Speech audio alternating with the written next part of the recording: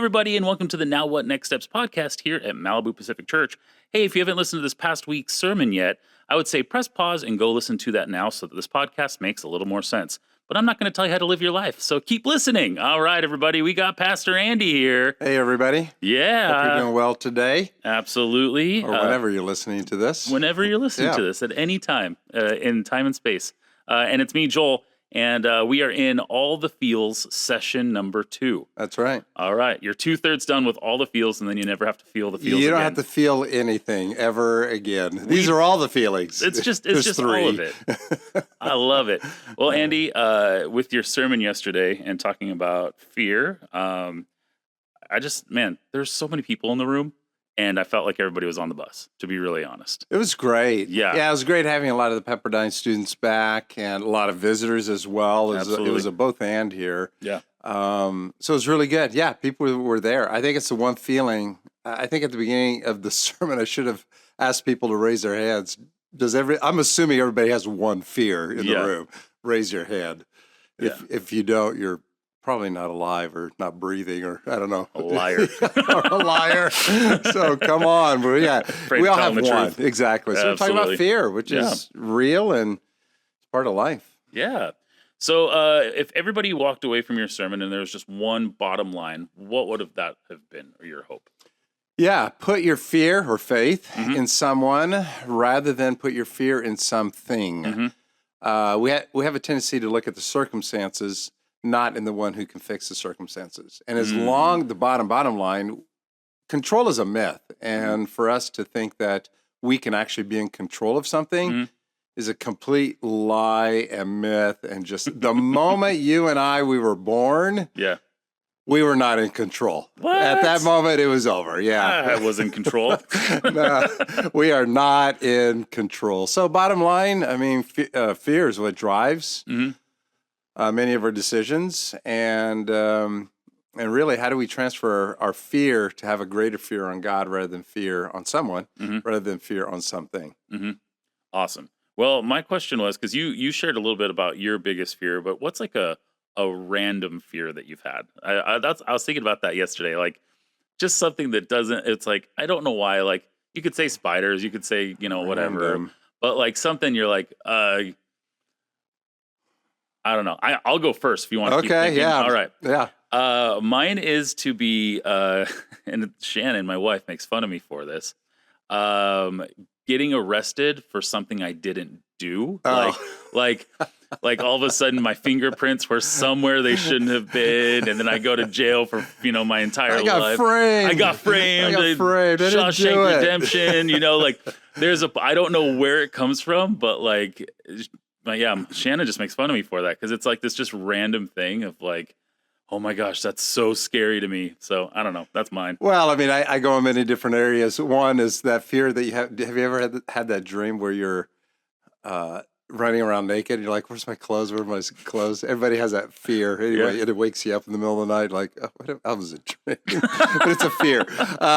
But honestly, being around here, it's kind of silly, but having the fear of getting into an accident around here. I see it all over LA, and every time we drive on the freeway, there's an accident somewhere. And my son and his wife and our little grandbaby, somebody just ran into them. They were driving up to Ventura, and my son said I could see her, and the traffic was slowing down, and I could see the person behind me is this lady, and I could see that her head was down and she was not watching. I don't know if you've ever had that. You're looking in the rearview mirror. You can see. Are they like, look? Yes, look. Yeah. Oh my gosh, yes. And ran into them and completely smashed her car. 100% her fault.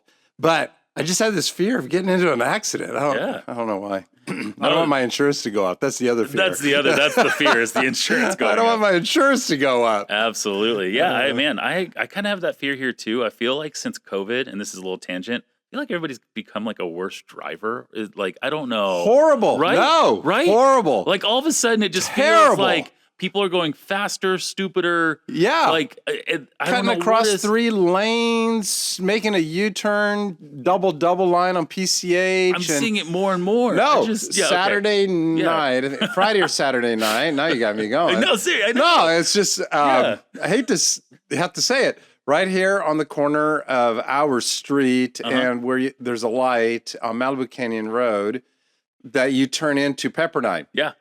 I'm coming back. It was, Thursday night. Went golfing. Coming back, it was about 7:30, 7:45, getting dark. And as I'm coming down, this other car and we're coming down, and we see this car with the headlights facing in our lane. Oh, my gosh. Facing towards or up the hill towards Malibu Canyon Road. Whoa. I didn't know what to do. Actually, Are they coming? Are they not? Finally, and the light was green. So the car next to me could go through. I'm turning left. And we both just stopped and we're looking at it like, is it coming at us? I didn't know. Oh my gosh. And then the light turned red. And they kind of made a U-turn in the entire intersection. It's a big intersection. Yeah. And then turned up, and I looked at them, 4 college students, a Jeep with their shirts off, and they're woohoo! Amazing. And they did a kind of a U-turn in the middle of the entire intersection and then went up into Pepperdine. Wow. So Students, be careful. Be careful. Yeah. Well, are you sure that wasn't our youth pastor, Stuart? I think it was Stuart. It looked like his car, actually, his Jeep. So, everybody, that was our youth pastor. You can trust us and trust him. Absolutely. That's a good youth pastor right there. That's good stuff. Well, anyway, yeah. So, so random fear. There we go. All right, so one of your first slides was there is good fear and bad fear. Can you open that up just a little bit more? I know you spent a little bit of time on that, but what do you mean there's the good fear and the bad fear? I know you talked about that's good. Like instilling from like a parent's perspective too was in there a little bit. Our parents should teach us what a good fear and a bad fear is. So the idea of just get rid of fear, that's not right, not healthy. Totally. Just don't be afraid. Just don't be afraid. Don't be afraid. Yeah. What? This doesn't seem safe here. So, right. I mean, fear of, I gave the example of walking on a trail and we saw a snake, hey, kids, be afraid of that. I mean, there's rattlers, at least up in Sonoma County, Northern California. Are there many here? There's a ton here. Yeah, there's actually a lot of rattlers here. Yeah. So, that's a good fear. There's good fears and bad fears. Yes. Maybe some stranger danger is a good fear. Who is this person? Where am I? Be safe. Yeah. So there's good fears. Absolutely. And I believe God gave those to us to be safe. Yeah. Don't get too close to the edge. What we talk about is having margin in our lives. If we're getting too close to something, it's good to have a fear that would back us up. Yeah. And have margin in our lives, because life happens in the margin. Life happens in the extra. Relationships happen in the margin. But if we're working too hard, too fast, not having any margin, overspending, no time, that's not healthy. Yep. So we should have some fear. Oh, back up. But then there are times when there's bad fears that we're fearing something that we should not be afraid of, that God's in control. I gave the example at the end of COVID. People asked me all the time, "Are you not afraid? Aren't you afraid?" I honestly, I'm because we're isolating ourselves. I remember thinking this, and I told Kelly, if I get it and die, whatever, but I'm not gonna. That's a horrible thing and a horrible thought, but I'm not going to live as if I'm dead or as if I'm going to die. Yeah. Because that's not living. Yeah. So I honestly, in my mind, during that time of COVID, was Jesus went and touched the lepers. He moved towards the mess. He engaged with people that were the untouchables. Yes. And I'm gonna continue to walk in faith. I don't know how else to say it. So I'm not going to live in fear. And I didn't, because I just thought, is this odd? I called my counselor. I thought, there's something wrong with me. Am I living in denial here? Because is there something wrong with me that I should, everybody said you should be afraid. And I was cautious. I was careful. Yeah. I wore a mask. Yeah. You know, I washed my hands 20 seconds or more with hot water and everything. I was cautious. I wasn't irresponsible. Totally. But I also was not going to live in fear. Yeah. So I think, there you go, a healthy fear. Mhm. Wash your hands, wear a mask, be careful, you know.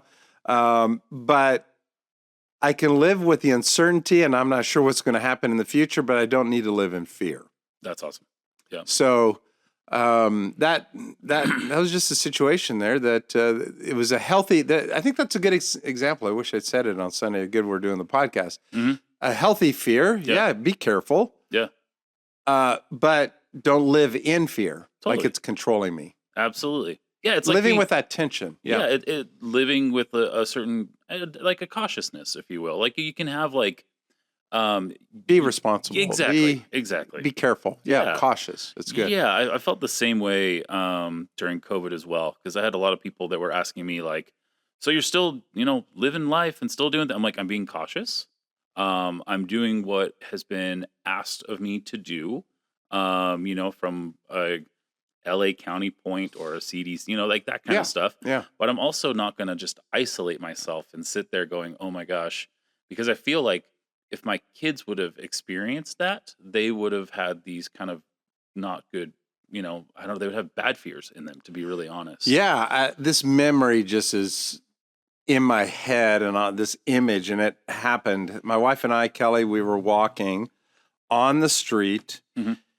And on one side of the street, downtown, this small town, Mm-hmm. and we were wearing masks, which is a little bit, I don't know, we were outdoors and nobody was around. But anyway, we're wearing masks. Don't get me going.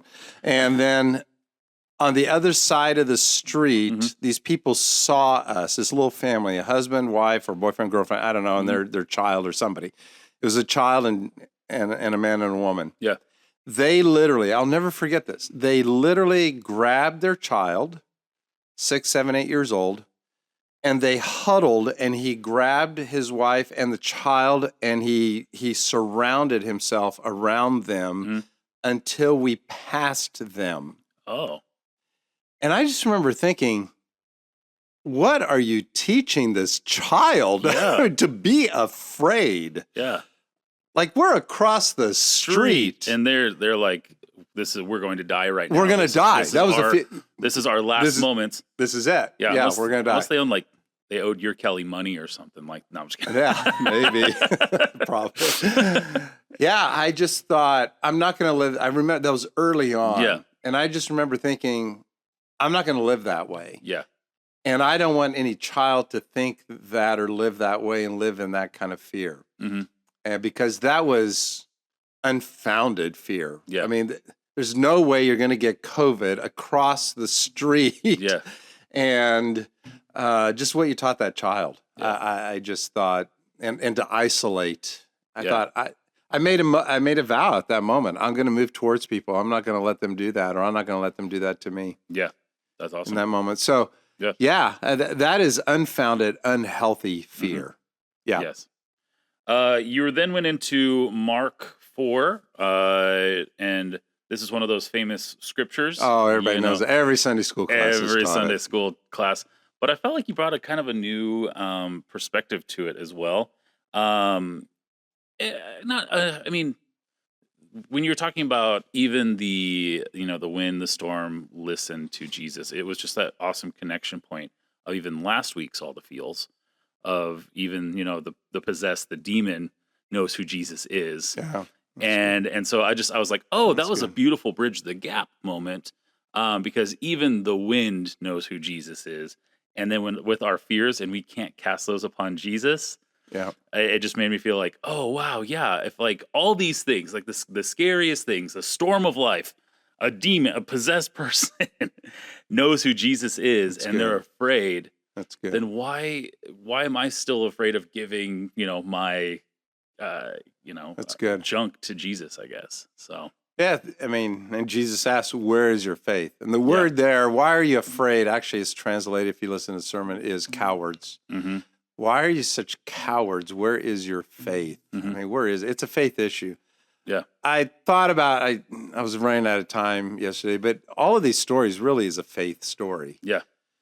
Because when Jesus is growing our faith, or when we are growing our faith, we're actually growing our trust in him. Mm-hmm. Because what was broken in the Garden of Eden? I mean, when God created man and woman, Mm-hmm. there was intimacy with God. There's a relationship. Mm-hmm. So when there's a relationship, there's trust. But when trust is broken, the relationship is broken. So what's the one thing God wants to do? Restore our trust or faith in him, because what gets restored? A relationship. So Jesus is saying, you got to trust me, because life is going to get tough. This is kind of a small little deal. Eventually, all of you are going to get martyred. And so if we don't learn this lesson I signed up for that. now, I'm not sure you're going to be able to have faith in me when things really get hard, and you're going to keep your faith. Totally. Because this is a little storm here. You guys are used to storms. You've been in storms. You grew up in storms. You're fishermen. And you're like freaking out, and something is actually familiar to them. Yeah. So, yeah, life is going to actually get tougher. So, there's so many lessons in that Jesus is teaching us all small baby step lessons of faith, so that when the real big storm happens later in life, we're ready for them. For sure. It's really important that we keep growing in our faith. Mm-hmm. Yeah. And so what is he doing? He's growing our faith, our trust in him. Yep. And that was the line there. I don't know if that's where you're going, but that was really the clincher. You are cowards. You're afraid. Yep. Where's your faith? And then they're like, who is this? Mm-hmm. I need to spend a little more time on that one, because when we wrestle with who is Jesus, at what you were saying, who calms the storms, you really figure out who this God is and who Jesus is. Yep. They know him because he's part of the Trinity, and he was in the beginning of Genesis. Mm-hmm. When God, the Godhead Trinity, created the heavens and the earth. Jesus is there. The heavens and the earth know who Jesus is as the creator. Yes. Oh, they know who he is. Yeah. He created the wind and the storm. He was in Genesis. Yeah. That's awesome. So that's the God, we worship, and he loves us so much. So, yeah, we're growing in our faith, but having a healthy, good fear, it's not like, oh, I'm so scared of God. It's, whoa. Yeah. That's the fear there. Absolutely. I think it's one of my favorite things that when I was in youth ministry, a lot of kids are like, when I pass away and I go to heaven, I'm going to go up to God and ask all the questions. I have so many questions to God. And my answer would be like, when I'm in heaven, I'm just going to like bow down. Like, I'm not, that's right. If I get time to ask questions, amen. But really just to sit there in the holiness of holies, at the feet of Jesus, and just being like, thank you. I really don't think those questions are going to matter at that point. Same, I just don't think. It's like, who cares? Totally. Which is a great perspective. And now we're talking about death. But well, we started with car accidents. So yeah, there you go. Let's finish well here. Yeah, it if it doesn't matter in light of eternity, why are we arguing over coffee in church, or who's in, who's out, or just the stupidity of the theological questions that we get into and arguing, and boards and churches argue about? Because at the end of the day, when we all die and go to heaven, it just doesn't matter. So why don't we argue about the things that are going to matter when we're experiencing eternity? Yeah. What are the things that are eternal things that God cares about? Well, it's people. Yes. That's it. That's it. So that's what's going to matter. So let's argue, how do we do or care about the things that God cares about, which is eternal? Let's argue about how we do that here on this earth and what's important. That's awesome. I think that just changes every conversation. It just doesn't matter, everybody. It doesn't matter. It doesn't matter. Yeah. It doesn't. The stuff we argue, worry about, think about, afraid of. Yeah. Doesn't matter. In light of eternity. I guess that's what I had. I mean, in my mind also, going back to the COVID thing, the words of Paul really came to life to me. To live is Christ. I'm going to be Christ. I'm going to be Jesus. I'm going to love people. I'm going to move towards the mess, do what Jesus did, which he was always moving towards the mess. To use John Hambrick's terms, his book, Move Towards the Mess. To live is Christ, to die is gain. So it's going to be horrible. I believe my family's going to grieve over my loss. I believe they are. I think they are. Most of them. Most of them. But it's a gain for us to go to heaven. Yeah. Which is going to happen anyway. Right. Like none of us are Whether gonna I'm escape 40 that. or 80, I mean, it's horrible. I wish I had more time, but still, at the end of the day, it still ends. Yeah. So, in light of eternity, in light of whatever time I have here on this earth, to eventually die and spend eternity with my Savior, Yeah. I'm going to live this life then as if I'm living there tomorrow. So I'm free. Yes. I'm cautious and everything. I Yeah. have a good, healthy fear. I'm going to be careful, but I'm not going to let it, what's the word? I don't know, control me? I'm not going to let it I don't know. dictate how I live. Yeah, that's a good one right there. I was going to say destroy. Like that's what I feel like fear I does. love the line from Braveheart, and I can quote this because Randall Wallace, the writer, the producer of Braveheart, he wrote these words, and he attends our church. So sometime we need to have him on the podcast. Absolutely. I think it'd be really good. Oh my gosh, yes. But it's the famous scene where Randall Wallace goes before the troops and says, "Oh, we don't want to fight the English. We don't want to fight for our freedom." He says, "Freedom? Yeah. Go home. Live as basically as peasants or whatever. It's slave to England. But at your dying days, you're going to wish that you were back here in this moment and die as free men. Yes. But if you go home and not fight this fight, you will not be free. Yes.